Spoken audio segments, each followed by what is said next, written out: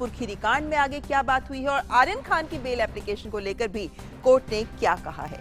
तो ये तमाम इस वक्त की डेवलपिंग न्यूज लेकर हम हाजिर हैं। तो आइए शुरुआत करते हैं बड़ी खबरों के साथ।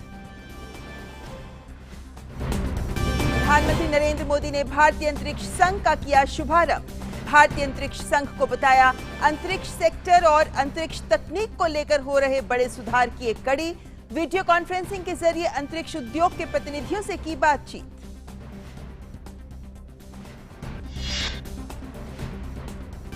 किर्गिज दौरे पर विदेश मंत्री एस जयशंकर ने की अपने समकक्ष रुस्लान कजाकबाएव के साथ वार्ता। दोनों नेताओं ने की रक्षा और सुरक्षा सहयोग की सकारात्मक समीक्षा। भारतीय छात्रों की शीघ्र यात्रा और वीजा व्यवस्था की आवश्यकता पर भी हुई चर्चा। लखीमपुर खीरी हिंसा मामले में गिरफ्तार आरोपी आशीष मिश्रा की पुलिस रिमांड पर आज होगी सुनवाई। शनिवार को क्राइम ब्रांच के कार्यालय में 12 घंटे की पूछताछ के बाद गिरफ्तार आशीष मिश्र 14 दिन की न्यायिक हिरासत में। क्रूज ड्रग्स मामले में गिरफ्तार अभिनेता शाहरुख खान के बेटे आर्यन खान, अरबाज मर्चेंट और मुनमुन धनेचा को नहीं मिली राहत। जमानत याचिका पर बुधवार को होगी सुनवाई।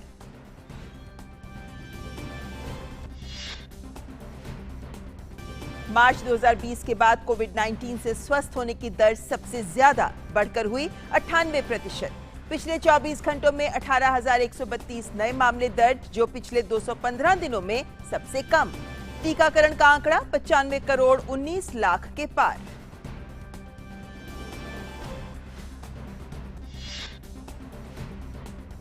चीन स्थित मोल्दो में भारत और चीन के सैन्य कमांडरों के बीच 13वें दौर की वार्ता रही बेनतीजा।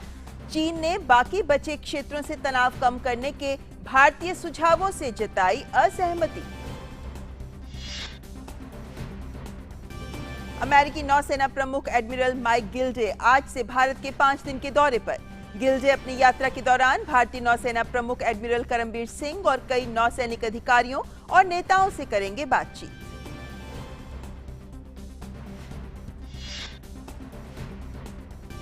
और आईपीएल में अपने पहले खिताब की कवायद में लगी रॉयल चैलेंजर्स बेंगलोर का आज कोलकाता नाइट राइडर्स से एलिमिनेटर में होगा सामना। पहले प्लेऑफ मुकाबले में धोनी के बल पर Chennai super Kings Delhi Capitals को हराकर 9वीं बार फाइनल में पहुंची। और सबसे पहले बड़ी खबर से करते हैं शुरुआत।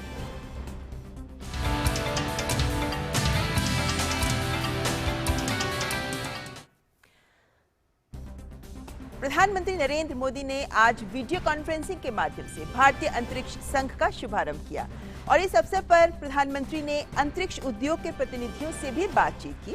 पीएम ने कहा कि भारत में इतने निर्णायक सरकार पहले कभी नहीं रही। अंतरिक्ष क्षेत्र और अंतरिक्ष प्रौद्योगिकी में बड़े सुधार इसी कड़ी में हो रहे हैं। प्रधानमंत्री ने कहा कि देश में इतने बड़े पैमाने पर सुधार इसलिए हो रहे हैं क्योंकि आत्मनिर्भर भारत को लेकर सरकार का विजन स्पष्ट है। प्रधानमंत्री ने कहा कि भारत उन चंद देशों में शामिल है जिनके पास अंतरिक्ष क्षेत्र में एंड टू एंड टेक्नोलॉजी है और इसके जरिए अंतिम व्यक्ति का जीवन सुधारने में भी मदद मिल सकती है। आज अगर भारत दुनिया की टॉप की डिजिटल इकोनॉमी में से एक है तो इसके पीछे एक बड़ा कारण यह है कि हमने डेटा की ताकत को गरीब से गरीब को भी सुलभ बनाया है। इसलिए आज जब हम कटिंग एज टेक्नोलॉजी के लिए स्पेस को एक्सप्लोर कर रहे हैं, तब हमें उस नागरिक को याद रखना है जो अंतिम पायदान पर खड़ा है। हमें याद रखना है कि भविष्य की टेक्नोलॉजी से हमें दूर सुदूर के गांव में गरीब से गरीब को उत्तम रिमोट हेल्थ केयर, बेहतर वर्चुअल एजुकेशन, नेचुरल डिजास्टर से बेहतर और प्रभावी सुरक्षा, ऐसे अनेक समाधान देश के हर वर्ग, हर कोने तक पहुंचाने हैं।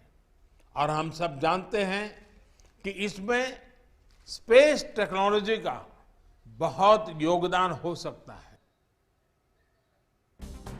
और इस अवसर पर प्रधानमंत्री मोदी ने कहा कि भारत का अंतरिक्ष क्षेत्र देशवासियों को बेहतर मैपिंग, इमेजिंग और कनेक्टिविटी की सुविधा प्रदान करता है। हमारा स्पेस सेक्टर 130 करोड़ देशवासियों की प्रगति का एक बड़ा माध्यम है।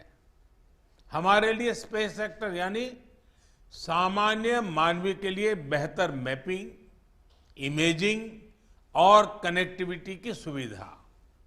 हमारे लिए स्पेस सेक्टर यानी एंटरप्रेन्योर्स के लिए शिपमेंट से लेकर डिलीवरी तक बेहतर स्पीड। स्पेस सेक्टर यानी किसानों और मछुआरों के लिए बेहतर फोरकास्ट, बेहतर सुरक्षा और आमदनी। हमारे लिए स्पेस सेक्टर का मतलब इकोलॉजी की, पर्यावरण की बेहतर निगरानी, प्राकृतिक आपदाओं की सटीक भविष्यवाणी, हजारों लाखों लोगों के जीवन की रक्षा। और प्रधानमंत्री मोदी ने अंतरिक्ष प्रौद्योगिकी सुशासन में पारदर्शिता लाने में भी बड़ा योगदान दे सकती है, इस विचार को भी सामने रखा। स्पेस टेक्नोलॉजी को हमने last mile delivery, leakage free और ट्रांसपेरेंट गवर्नेंस का अहम टूल बनाया है।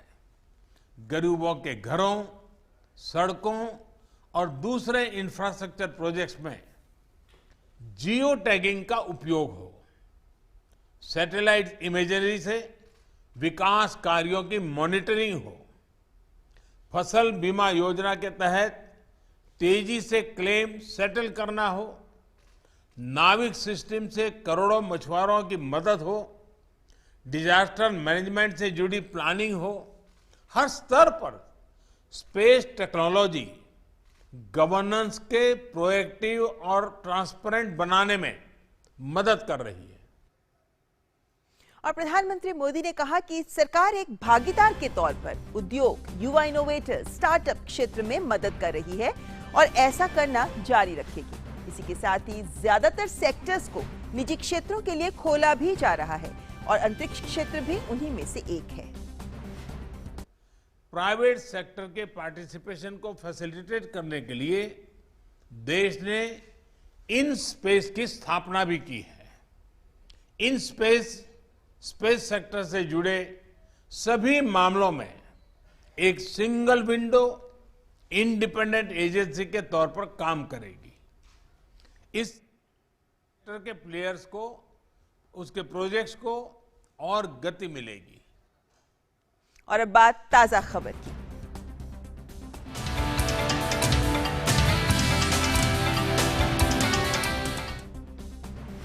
लखीमपुर खीरी मामले में आशीष मिश्र की पुलिस कस्टडी रिमांड पर सुनवाई आज 2 बजे अदालत में की जाएगी।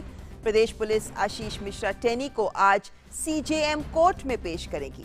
आशीष मिश्रा मोनू से लखीमपुर खीरी पुलिस के साथ ही इस केस की जांच के लिए गठित एसआईटी ने शनिवार को करीब 12 घंटे पूछताछ की, लेकिन कोई नतीजा सामने नहीं आ सका।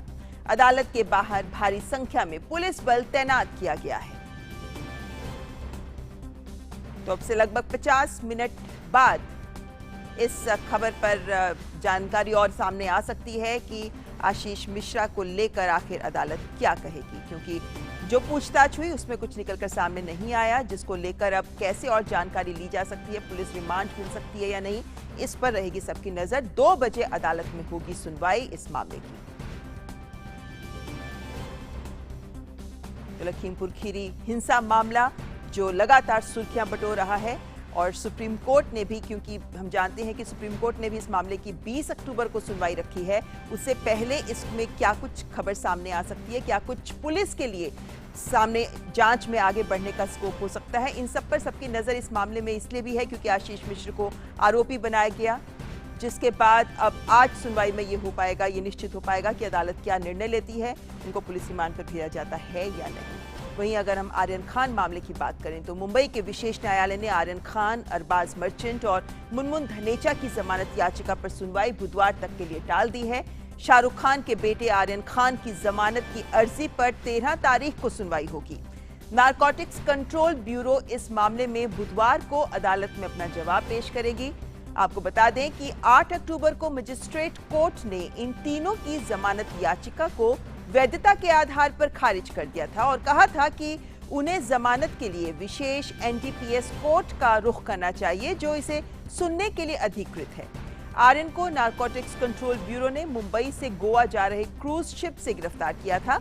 आर्यन पर ड्रग्स लेने के आरोप हैं। आर्यन के साथ ही अब इस मामले में अब तक 20 लोगों की गिरफ्तारी हो चुकी है।